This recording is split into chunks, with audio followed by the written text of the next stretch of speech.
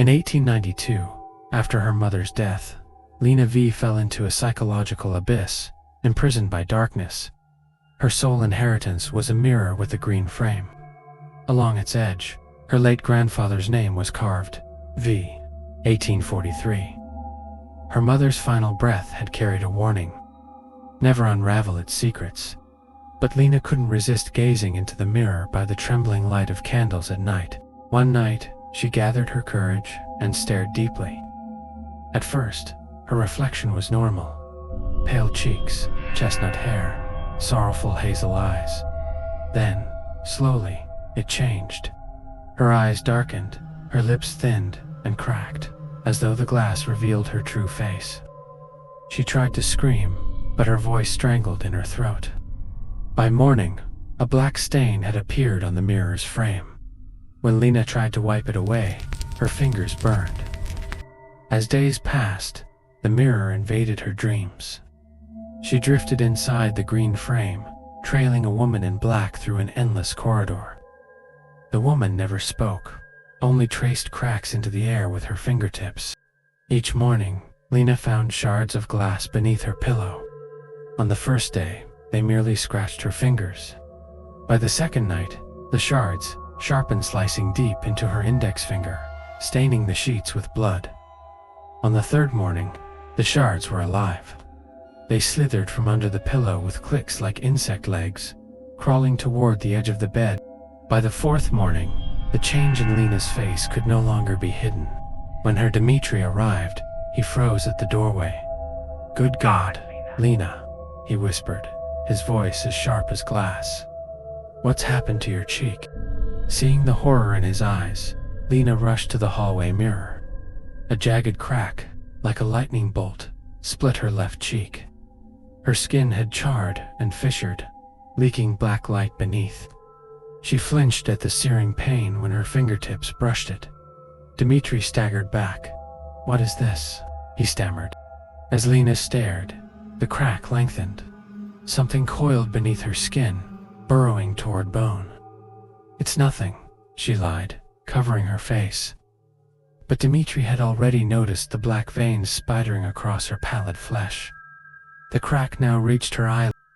That night, the doctor Dimitri brought refused to enter her room. "This isn't illness," he said, clutching his bag.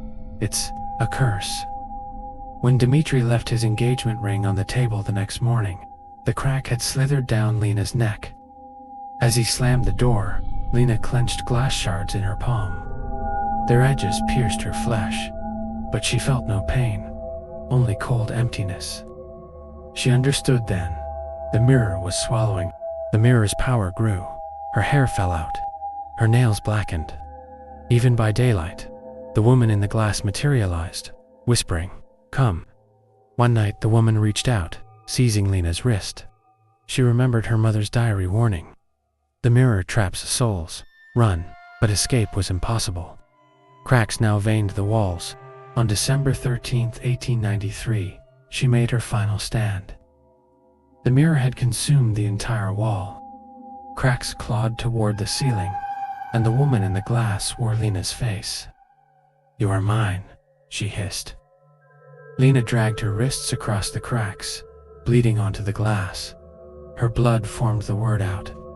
With a final scream, she fell into the mirror. The next morning, the maid found her buried in shards, her face shattered, but the mirror was pristine. Your turn.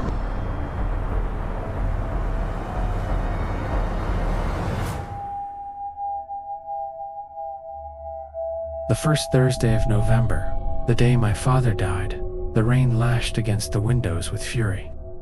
As I turned the key in the rusty iron door of the antique shop, the musty smell seeping through the keyhole stung my nostrils. Inside, everything was as cold and lifeless as his death. Dust-covered porcelain dolls on the shelves, paintings with blackened frames, wooden chests with rusted locks. At the back desk, I found my father's leather-bound journal. Flipping through its pages, a note in faded ink caught my eye. Item No. 47. Silver mirror cracked. Used by Lina V in 1892. Reflections are not always real. Warning, do not gaze into the mirror for long. That night, as I locked up, the door knocker clanged 3 times. Outside stood a woman shrouded in a black coat, her face as pale as a mummy's. In her arms was a rectangular object wrapped in blood-stained cloth. "Take this," she said, tearing the fabric with her nails to reveal a green-framed mirror. Its glass was veined with spiderweb cracks that seemed to swallow the light. "I didn't use it," she muttered, "but you, don't look." She left the mirror and payment on the counter and vanished into the street without a glance back. Carrying the mirror to the back room, I felt a static charge in my fingertips. The glass was cloudy, as if fog swirled behind it. On my way home, my phone buzzed. The screen read, "Unknown." When I answered, I heard ragged breathing, then a muffled whisper. "Don't. Look into it." The next morning, the back room door stood ajar. The air inside was thick with a dampness that seeped into my bones. Shredded cloth littered the floor, and the mirror's cracks had widened.